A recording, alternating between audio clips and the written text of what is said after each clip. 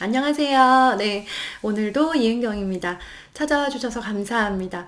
오디오 클립 있죠? 네이버 오디오 클립에요. 이렇게 메일 남겨주시고, 메일 보내주시고, 댓글 남겨주신 거 네이버 오디오 클립에 제가 상담해서 녹음해서 올리고 있어요. 시간 되시면 한번 가서 보세요. 그냥 편안하게 들으시면 돼요. 저 혼자 막 오늘 사연은 막 이러면서 되게 웃겨요. 네. 되게 웃기고 혼자 라디오 DJ 느낌으로 하고 있는데 전혀 그런 느낌은 안 나죠. 버벅버벅 하면서 하고 있는데 저한테 좀 어렵게 용기 내서 댓글 주시고 메일 주신 분들에 대한 예의라고 생각하고 또 다른 어머님들께도 분명히 도움이 되실 만한 그런 우리 모두의 고민을 담은 내용들을 공유하고 있으니까요. 예, 들으시면서 함께 고민도 하시고 네, 좀 어떤 방향도 잡아주셨으면 좋겠습니다. 그리고 카페를 궁금해 하시는데요. 제가 카페에다가 연산 파일이랑 그다음에 플래너, 제가 만든 플래너 파일 올려놨거든요. 오디오 클립이랑 네이버 카페 둘 다 슬기로운 초등생활이에요. 이것저것 하니까 저도 헷갈리더라고요. 그래서 제가 운영하는 모든 것들을 슬기로운 초등생활로 이름을 통일을 했고요. 그렇게 해서 검색해서 들어가시면 어렵지 않게 네, 가입하실 수 있습니다. 음, 오늘은요, 메타인지에 대해서 말씀을 드릴게요. 좀 거창해 보이죠? 근데 최상위권의 비밀이 바로 메타인지에 있습니다. 메타인지 제가 설명드리려고 제가 공부를 해서 왔어요. 제가 잘 아는 분야도 있지만 정말 자신있게 말씀드릴 수 있는 분야도 분명히 많겠지만, 저 역시 아직은 조금 낯선 개념이거나 정확하지 않은 개념들도 있거든요. 네. 근데 그거에 대해서 말씀을 드리기 위해서는 제가 공부를 해야 되는 거예요. 그래서 예, 열심히 공부를 했고, 메타인지, 결국 최상위권으로 갈 수 있는 비결은 메타인지다라는 그런 결론을 내렸습니다. 이유는요, 메타인지의 의미에 들어있어요. 메타인지는 내가 아는지 모르는지를 아는 것. 내가 무엇을 알고 무엇을 모르는지를 파악하고 있느냐가 바로 메타인지의 관건인 거예요. 메타인지가 있는 친구들은요, 메타인지를, 그러니까, 메타인지를 가졌다고 해야 되나? 네, 메타인지를 가진 친구들은요, 내가 아는 부분과 모르는 부분을 구분할 수 있고, 그 말은요, 내가 시험을 앞뒀을 때 모르는 부분에 대해서 집중적으로 공부할 수 있는 기회가 있다는 거예요. 그런데 이 메타인지가 발달하지 않은 경우에는요, 내가 이 내용이 두리뭉실한 상태에서 아는 것도 있고 모르는 것도 있는데 그 사이의 경계가 확실하지 않아서 시험을 앞두고 마지막에 점검을 할 때 아는 것만 계속 보는 거예요. 모르는 거는 여전히 모르는 채로 남겨두고, 근데 시험에 내가 아는 것만 나오지 않잖아요. 내가 몰랐던 부분에서도 얼마든지 문제가 나올 수 있는데, 그거를, 네, 정해진 시간 안에 마지막으로 체크를 할 때 내가 봐야 될 부분은 내가 정확하게 암기하지 못했고 마지막까지 어려웠던 그 부분인데, 그게 아니라 그냥 잘 알고 있었던 부분, 이미 머릿속에 완전히 들어있는 개념만 계속 더 반복을 한다는 거죠. 그러면 이 메타인지를 가지려면, 이걸 키우려면 어떻게 하냐? 네, 두 가지가 아주 좋은 방법이 있어요. 제가 그냥 다른 영상에서도 말씀을 드렸던 것들인데요. 그냥 정리하는 느낌으로 두 가지를 말씀을 드릴 테니까 요거는 꼭 한번 활용을 해보세요. 첫 번째는 제가 강조했던 거, 배운 공책입니다. 배운 공책을 쓰는 이유는요, 책을 정리하는 의미가 아니에요. 책을 보고 쓰면 의미가 없어요. 책을 보고 뭐하러 써요? 팔 아프게. 책이 정리가 잘 돼 있는데. 우리나라 교과서는요, 엄청 훌륭한 교재예요. 굳이 따로 정리를 해서 노트 필기를 하면서 그 노트를 보고 형광펜을 칠하면서 공부를 할 필요가 없이 교과서에 이미 너무나 많은 개념이 자세하게 정확하게 설명이 되어 있거든요. 그래서 교과서의 내용을 펼쳐놓고 따로 이렇게 베껴 쓰면서 개념을 정리하는 거는 큰 의미가 없고 그냥 옛날에 선생님들이 많이 하시던 글씨 연습 그런 느낌일 수 있어요. 덮어야 돼요. 네, 덮고 쭉 보세요. 아이한테 쭉 보라고 하고 덮으라고 한 다음에 생각나는 거를 이렇게 순서대로 그리고 개념을 잡아서 적어보라고 하는 거죠.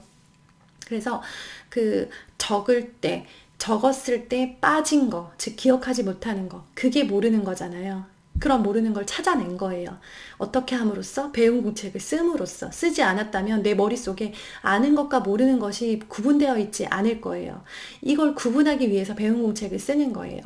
그렇게 해서 쓰죠. 쭉 썼어요. 그럼 내가 몰랐던 거, 안 쓴 거, 기억하지 못한 거, 이거를 다시 교과서를 통해서 그 부분에 형광펜을 긋는 거예요. 가장 중요한 거, 교과서 전체에서 가장 중요한 거는요, 중요하다고 밑줄 쳐 있는 부분이 아니라 내가 모르는 부분이 가장 중요한 부분인 거예요. 아이 입장에서 제일 기억나지 않고 제일 어려웠던 부분이 가장 나한테는 중요한 부분인 거죠. 그렇게 해서 아이가 모르는 부분을 스스로 알아갈 수 있는 기회를 주시라는 거예요. 근데 배운 공책을 무리하게 진행을 하시지 않기를 저는 강하게 말씀을 드리는데요. 아이들은 기본적으로, 특히 남자친구들은요, 그리고 특히 저학년 친구들은 쓰는 게 힘들어요. 쓰는 게 싫어요. 근데 교과서를 공부를 복습을 했는데 자꾸 쓰라고 하면 거부감이 생길 수밖에 없거든요. 그래서 저학년 친구들은 배운 공책을 쓰는 것보다는 두 번째 방법을 추천을 드려요. 배운 공책은요, 3, 4, 5, 6학년, 빠르면 3학년부터, 그리고 고학년들은 그냥 필수 느낌으로 가서요, 매일매일 그날 공부한 거를 머릿속에 떠올리면서 적어보는 거. 이게 굉장히 중요한 과정이고요. 이걸 통해서 메타인지가 이제 성장을 하게 되는 거예요. 저학년 친구들은요, 가장 좋은 거, 선생님 놀이에요.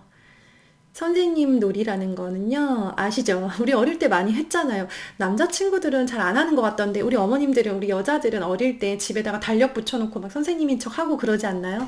저는 어릴 때 그런 거 했던 기억이 나는데, 가르치는 거예요. 누굴 가르쳐요? 네. 그냥 닥치는 대로 가르치게 만드세요. 아이한테, 저는 화이트보드를 벽에 붙여놓고 매직으로 이렇게 쓰면서 한번 해보라고 했었어요. 아이들이 그냥 재미 삼아 해볼 수 있게 했고, 그리고 뭐 저처럼 그냥 뭐 이면지 같은 거, 전 이면지, 그 칠판 없을 땐 이면지 붙여놓고도 했었고요. 아니면 뭐 붙여놓고 할 수 없으면 그냥 말로만 해도 괜찮아요. 근데 엄마든 아빠든 할머니든 동생이든 언니든 아무나 붙잡고 그 내용에 대해서 설명하는 거예요. 우리 저학년 친구들은 설명하는 것만으로도 사실은 굉장히 크게 메타인지를 성장을 시킬 수가 있는데, 그 이유가 선생님이라는 사람, 즉 내가 가르쳐야 되는 사람은요, 내가 정확하게 알지 못하면 가르칠 수가 없어요. 제가 메타인지에 대해서 말씀드리기 위해서 제가 공부를 하고 온 것처럼 우리 친구들도 오늘 학교에서 시계 보는 법을 배웠다고 할게요. 그러면 그거에 대해서 개념과 응용이 제대로 되지 않는다면 할머니를 앉혀놓고 시계 보는 법을 가르칠 수가 없잖아요. 그죠? 그렇기 때문에 가르치다가 막히면 자기가 다시 책을 찾아볼 수밖에 없어요. 그렇게 해서 자기가 막히는 부분을 발견하면 그 부분을 책을 찾고 그 부분을 익힌 다음에 다시 설명을 시작을 하는 거죠. 그렇게 해서 처음에는 말로 설명을 시작을 하고요. 이제 아이가 쓰는 거에 좀 힘이 붙었다, 크게 힘들어하지 않고 시간이 많이 안 걸린다, 그러면 배운 공책을 시도해 보면 좋고요. 우리 아이는 말하는 걸 좋아한다, 그리고 엄마 아빠가 들어줄 시간이 있고, 혹은 동생이 재미있게 잘 듣는다, 그럼 뭐 동생도 그참에 공부하면 좋잖아요. 그러면 그냥 선생님 놀이로 쭉 가도 괜찮아요. 배운 공책은 그렇게 급한 게 아니에요. 그래서 선생님 놀이를 계속 하면서 아이가 내가 뭘 알고 있는지, 제대로 알고 있는지, 그리고 뭐는 빠뜨렸고 뭐는 정확하지 않고 약간 문제가 있는지, 이런 것들을 좀 파악하도록 만들어 주세요. 그리고 아시죠? 아이가 배운 공책을 쓰고 선생님 놀이를 했을 때 막 되게 격하게 반응하고 막 박수치고 막 그러는 거, 뭐 기본, 이제 제가 하도 많이 말씀드려서 이제 잘 하실 거라고 생각해요. 그냥 오바해서 칭찬해 주세요. 정말, 와, 진짜 세상 전 세계 최고 선생님이 오신 것처럼 그렇게 칭찬을 해주시고요. 내일도 또 선생님, 내일도 또 수업해주세요. 막 이러면서 맨날 역할놀이 한다고 생각하시면 돼요. 아이들이 어릴 때 역할놀이 되게 좋아하잖아요. 지금도 좋아해요. 그래서 그 시간만큼은 선생님 혹은 교수님, 박사님 이렇게 불러서 선생님 오늘 수업 몇 시예요? 이렇게 막 하면요, 애들이 또 뭐 안 하려고 하다가도 자꾸 선생님이라고 하고 몇 시에 하냐고 하니까 들썩하잖아요. 그러면 선생님 오늘도 수업 듣고 싶어요, 빨리 해주세요, 막 이렇게 해서 이제 아이들을 호들갑을 떨어서 아이가 이제 좀 못 이긴 척 하게 만들고, 하고 나면 선생님 감사합니다, 내일도 또 수업 해주실 거죠? 막 그러면서 아이가 하고 싶은, 좀 뭐 해보니까 괜찮네 라는 느낌이 들게 그렇게 해서요. 매일이 힘드실 수 있어요. 제가 주로 집에 계신 어머님들을 이렇게 생각을 하고 영상을 만들지만 우리 직장 다니시는 어머님들도 굉장히 많은 거 알아요. 그리고 저도 진짜 막 피눈물 흘리면서 직장 생활을 해봤기 때문에 아이 키우면서 네, 얼마나 고단하고 바쁘게 사시는지 너무나 잘 알거든요. 그러면 매일매일은 어려워요. 이거는 조금 특별한 이벤트 같은 거죠. 나중에 아이가 배운 공책에 습관이 잡히면 모를까 그 전까지는 선생님 놀이를 해야 되는 나이다 라고 하면요. 주말에 네, 주말에 시간을 한 번만 내주세요. 우리 그래도 아무리 바쁜 어머님들도 주말 중에 하루 혹은 뭐 반나절, 한나절 정도는 시간을 내실 수가 있더라고요. 그러면 네, 이렇게 소파에 들어 누워서라도 들어주세요. 아이가 할 수 있도록 말로, 저 다 말로만 하잖아요.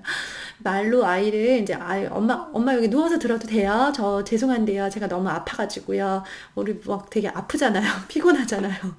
그럼 선생님 제가 오늘 너무 피곤해서 그런데 좀 누워서 들을게요. 라고 양해를 구하고 누워있는데 옆에 아이가 와서 신나서 이렇게 설명을 하게 하는 거예요. 아이가 잘한다. 스스로 좀 만족했다. 그러면 선생님 혹시 수업하시는 거 촬영해도 되나요? 라고 해서요. 뭘 또 촬영까지 약간 아이가 으쓱하게 만드시는 거예요. 그래서 실제로 촬영도 하고 촬영한 모습 보고 또 뭐 유튜브에도 올려보고 여기저기 자랑도 하고 할머니 할아버지 보내드리고 그러면서 아이가 내가 선생님이 되니까 또 설명을 잘 하네 라고 하는 좀 자신감을 가질 수 있도록 그렇게 해주세요. 그렇게 하다 보면요. 그냥 메타인지라는 그런 개념이 자연스럽게 생길 수 있어요. 아이가 설명을 하다 막힌다 그러면 선생님 저 그 부분 정말 궁금했는데 내일 그 부분 다시 설명해 주실 수 있나요? 라고 해서요. 아이가 몰랐던 그 부분을 알아보게 만들어야 돼요.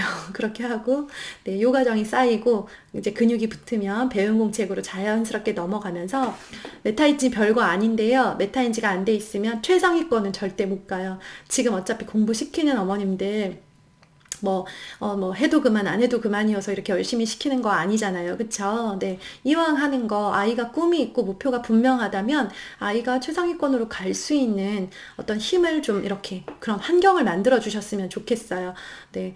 몰라서 못 만들면 너무 안타깝잖아요. 아이도 하려고 하고, 똘똘하고, 나도 해주고 싶은데, 그 연결고리가 없다라고 한다면요.